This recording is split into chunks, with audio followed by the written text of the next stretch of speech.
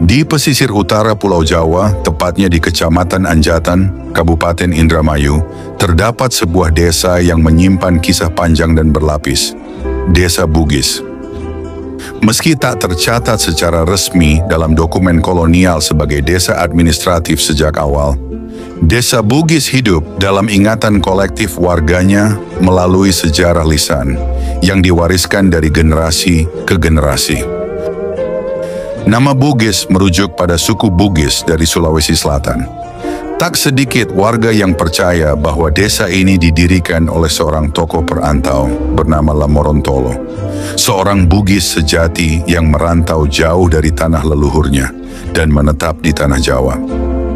Namun dalam versi lain yang beredar di kalangan masyarakat setempat, asal-usul desa ini lebih kompleks dan heroik, berkaitan dengan 3 figur pelarian dari medan perang. Lamorontolo dari Bugis, Panji Alif dari Pegadaian Subang, dan Joko Sari dari Pabean Indramayu. Mereka bukan sekadar perantau, melainkan sisa-sisa prajurit yang terlunta oleh kekalahan, membawa kisah perlawanan dan kehormatan. Cerita yang paling kuat dan masuk akal membawa kita ke peristiwa besar dalam sejarah Jawa. Perang Trunojoyo 1674 sampai 1680. Pemberontakan yang dipimpin oleh Pangeran Trunojoyo dari Madura ini adalah simbol perlawanan terhadap tirani Kesultanan Mataram di bawah Amangkurat I yang terkenal dengan pemerintahannya yang keras dan aliansinya dengan VOC, sebuah kombinasi yang menimbulkan kekecewaan di kalangan bangsawan dan rakyat. Dalam perang itu, Trunojoyo membentuk aliansi yang melibatkan pasukan dari Madura, Makassar, dan Bugis, termasuk sisa-sisa prajurit pengikut Sultan Hasanuddin yang kalah dalam Perang Makassar. Pasukan multi-etnis ini berhasil merebut sejumlah wilayah di Jawa Timur dan bahkan menduduki ibu kota Mataram di Pleret pada 1677. Namun dengan bantuan militer dari VOC, Mataram bangkit kembali.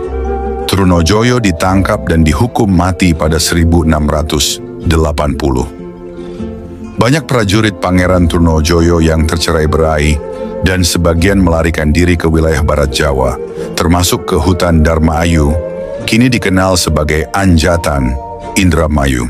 Di tempat inilah ketiga tokoh pelarian tadi diduga menetap dan membuka lahan pertanian. Salah satu dari mereka, Joko Sari, yang berasal dari Pabean Indramayu, konon menjadi tokoh yang memimpin komunitas kecil ini. Dalam bentuk penghormatan terhadap Lamorontolo, sahabat seperjuangan dari Bugis, ia menamai tempat itu Desa Bugis, sebuah nama yang mengabadikan perjumpaan antar etnis dalam peristiwa sejarah yang mengguncang Jawa abad ke-17. Versi lain sejarah Desa Bugis di Anjatan juga mengarah ke kisah Arung Palaka dan pengikutnya. Pada pertengahan abad ke-17, setelah kekalahan dalam konflik melawan Kesultanan Gowa, Arung Palaka bersama Arung Patojo dan ratusan pengikutnya mencari perlindungan ke Batavia dan menjalin aliansi militer dengan VOC. Pada tahun 1663, VOC memberi mereka wilayah-wilayah untuk ditempati. Arung Palaka menetap di Angke, sementara Arung Patojo membangun komunitas di sebuah kawasan baru yang kelak dikenal sebagai Petojo, nama yang berasal dari Patojo, tanah leluhur sang pemimpin. Dari Batavia, komunitas Bugis ini perlahan menyebar melalui jaringan pernikahan dan perdagangan. Sejumlah keluarga Bugis kemudian menetap di wilayah Bekasi dan Indramayu, termasuk kawasan Anjatan. Mereka membentuk komunitas baru yang dikenal sebagai Kampung Bugis.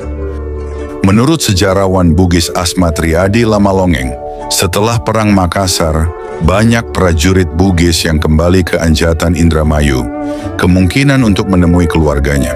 Dari sinilah akar masyarakat Desa Bugis masa kini tumbuh dan berkembang. Pada paruh kedua abad ke-17, Nusantara dilanda pergolakan politik yang melibatkan berbagai kerajaan dan kekuatan asing. Di tengah ketegangan itu, nama Arung Palaka, bangsawan Bugis dari Kerajaan Boneh, muncul sebagai tokoh penting yang memainkan peran strategis dalam membentuk arah sejarah di kawasan timur dan tengah Nusantara. Sebagaimana tercatat dalam sejarah, Arung Palaka tumbuh dalam suasana konflik antara Kerajaan Boneh dan Kesultanan Goa Talo, kekuatan besar yang menguasai wilayah Makassar. Setelah mengalami kekalahan dan penindasan oleh Goa, Arung Palaka melarikan diri ke Batavia dan mulai menjalin hubungan dengan VOC. Persekutuan ini tidak hanya didasarkan pada kebutuhan militer, tetapi juga pada kepentingan politik bersama. Arung Palaka ingin merebut kembali kekuasaan di Sulawesi Selatan, sementara VOC berkepentingan menguasai jalur perdagangan rempah dan mematahkan dominasi Goa. Aliansi Arung Palaka dan VOC tidak hanya terbatas di Sulawesi. Ketika pemberontakan Trunajaya meletus di Pulau Jawa pada tahun 1670-an, mereka turut ambil bagian dalam konflik besar itu. Trunajoyo, seorang bangsawan Madura yang bersekutu dengan sejumlah kelompok anti Mataram, berhasil mengguncang kekuasaan Sultan Amangkurat I dan bahkan menguasai sebagian besar wilayah Mataram, termasuk istana di Pleret. VOC yang memiliki kepentingan dalam stabilitas politik di Jawa, mendukung Amangkurat II, putra mahkota yang menggantikan ayahnya, untuk merebut kembali kekuasaan. Dalam kampanye militer untuk menumpas pemberontakan Trunajaya, pasukan Arung Palaka dari Boneh turut membantu memperlihatkan keterlibatan mereka dalam konflik Jawa yang jauh dari tanah asalnya. Setelah Trunajaya ditangkap dan dieksekusi, Arung Palaka kembali mengalihkan fokusnya ke Sulawesi Selatan. Dengan bantuan VOC, ia melancarkan serangan besar ke Makassar yang berpuncak pada Perjanjian Bongaya tahun 1667, di mana Kesultanan Goa secara resmi menyerah. Kemenangan ini membuka jalan bagi Arung Palaka untuk memulihkan dan memperkuat Kerajaan Boneh, menjadikannya kerajaan yang disegani di kawasan timur Indonesia. Setelah membebaskan Boneh dan Sopeng dari penguasaan Kerajaan Goa Makassar, sebagian prajurit Arung Palaka kembali ke Tanah Jawa, termasuk ke Anjatan Indramayu, Desa Bugis saat ini. Perlu dipahami, pada paruh akhir abad ke-17, nama Arung Palaka menggema di Sulawesi Selatan dan sekitarnya. Sebagai tokoh yang membelah zaman, ia tidak berdiri sendiri. Di belakangnya, berdiri pasukan yang beraneka ragam asal-usulnya. Bukan hanya orang Bugis yang mengikuti langkah perjuangannya, tetapi juga orang-orang Makassar yang berseberangan dengan Kerajaan Goa, bahkan sebagian dari kalangan Jawa yang melihat harapan dalam gerakannya. Namun ketika mereka bergerak bersama melintasi pulau dan samudera, mereka kerap disebut satu nama, pasukan Bugis. Keberhasilan Arung Palaka mengalahkan Kerajaan Goa, yang saat itu merupakan kekuatan besar di Sulawesi Selatan, menandai babak baru dalam sejarah kawasan itu. Banyak masyarakat Bugis, khususnya dari Boneh dan Sopeng, memandangnya sebagai pahlawan. Ia adalah anak negeri yang terusir, yang kembali untuk merebut kembali tanah leluhurnya.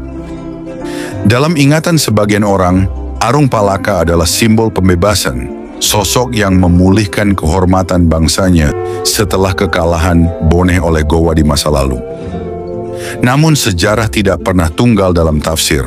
Di balik pujian sebagai pembebas, mengendap pula suara-suara yang menuduhnya sebagai pengkhianat. Tuduhan ini bersumber pada kenyataan bahwa Arung Palaka menjalin aliansi dengan VOC, kekuatan kolonial Belanda, yang perlahan-lahan mencengkeram Nusantara. Bagi sebagian orang, tindakan itu tak bisa dimaafkan, menyerahkan tanah air ke tangan asing demi menuntaskan dendam lama. Tetapi kita juga harus menempatkan Arung Palaka dalam konteks zamannya. Dunia pada abad ke-17 bukanlah dunia yang mengenal Indonesia sebagai sebuah bangsa. Tidak ada rasa kebangsaan sebagaimana kita memahaminya sekarang. Yang ada hanyalah kerajaan-kerajaan, loyalitas pada tanah air kecil, dan pertarungan antar elit demi kekuasaan, harga diri, dan kelangsungan hidup. Dalam dunia seperti itu, memilih sekutu asing bukanlah hal yang aneh. Itu adalah strategi pilihan politik untuk bertahan dan menang. Arung Palaka bukanlah pahlawan suci, tapi juga bukan sekadar pengkhianat.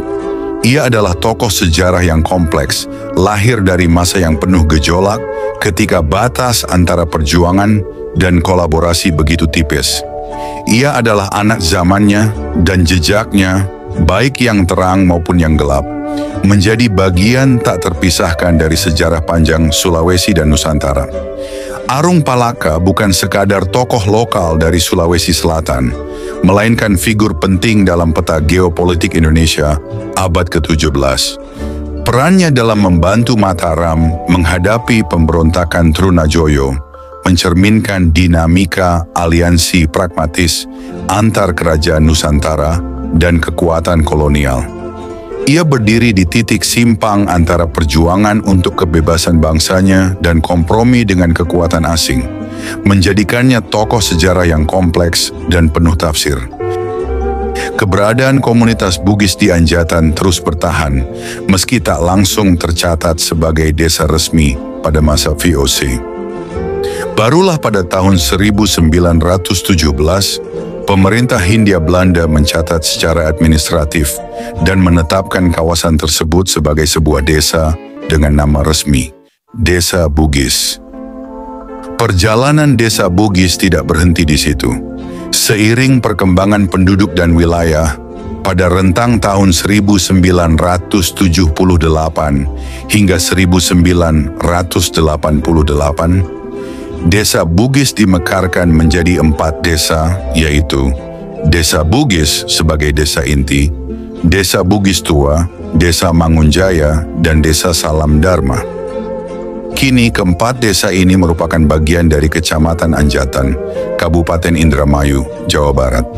Masing-masing memiliki dinamika dan kekhasan tersendiri, namun semua berakar pada kisah panjang perpindahan, perlawanan, dan persaudaraan yang berawal dari satu titik sejarah, jejak para perantau Bugis dan pengungsi perang abad ke-17.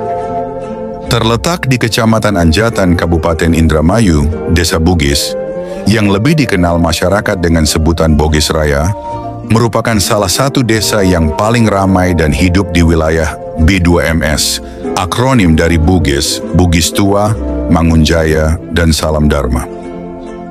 Berbeda dari desa-desa sekitarnya, Desa Bugis telah menjelma menjadi pusat destinasi kuliner dan perbelanjaan yang paling dikenal di kawasan ini. Daya tarik utama Desa Bugis terletak pada keberadaan pasar tradisional, satu-satunya gerai retail modern seperti Alfamart, dan beragam jajanan serta kuliner lokal yang berjejer dari kawasan Balai Desa Bugis hingga ke perempatan Pintu Air Bugis. Setiap harinya, suasana desa ini dipenuhi aktivitas ekonomi dan sosial, menjadikannya titik temu penting bagi warga dari 4 desa B2MS. Secara administratif, Desa Bugis terbagi ke dalam 5 dusun, yaitu Dusun Sukatani, Dusun Laban, Dusun Lungmalang, Dusun Pasar, dan Dusun Cilempung. Adapun batas wilayah desa ini adalah sebelah utara berbatasan dengan Desa Anjatan dan Desa Cilandak, sebelah selatan dengan Desa Salam Dharma dan Desa Bugis Tua, sebelah barat dengan Desa Mangunjaya, serta sebelah timur dengan Desa Kopya. Kehidupan masyarakat Desa Bugis sangat erat dengan sumber daya alam dan potensi lokal. Mata pencaharian warganya beragam, namun sebagian besar bergantung pada pertanian, perikanan, dan perdagangan.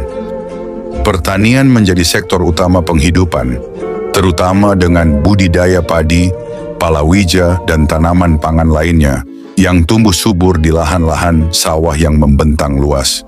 Di sisi lain, kedekatannya dengan laut dan aliran sungai turut menjadikan perikanan sebagai mata pencaharian penting, baik melalui kegiatan nelayan tradisional maupun pengelolaan tambak ikan. Selain itu, geliat perdagangan lokal sangat menonjol di desa ini. Aktivitas pasar yang ramai dan keberadaan deretan warung makan toko kelontong, hingga bengkel, menunjukkan tumbuhnya semangat wirausaha masyarakat. Tak sedikit pula warga yang berprofesi sebagai buruh tani atau nelayan, bekerja membantu para petani dan nelayan yang memiliki lahan atau armada lebih besar.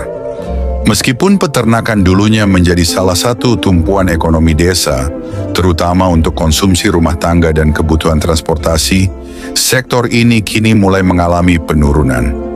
Kendati demikian, terdapat pula warga yang bekerja di luar sektor tradisional, seperti menjadi pegawai negeri sipil, PNS, karyawan swasta, atau memilih jalur wira swasta secara mandiri. Dengan kombinasi antara kekayaan alam, letak strategis, dan aktivitas ekonomi yang dinamis, Desa Bugis hari ini bukan hanya menjadi jantung ekonomi B2MS, tetapi juga simbol kehidupan desa yang terus bergerak maju tanpa meninggalkan akar tradisinya. Sementara itu, Desa Bugis Tua merupakan salah satu desa yang terletak di wilayah Kecamatan Anjatan, Kabupaten Indramayu, Jawa Barat. Secara geografis, desa ini dikelilingi oleh aliran sungai dan jaringan irigasi yang menjadi sumber kehidupan bagi masyarakatnya. Kontur wilayahnya cukup beragam, terdiri dari daerah berbukit hingga kawasan berpasir yang memberikan ciri khas tersendiri bagi lingkungan alamnya. Desa Bugis Tua berbatasan langsung dengan beberapa wilayah.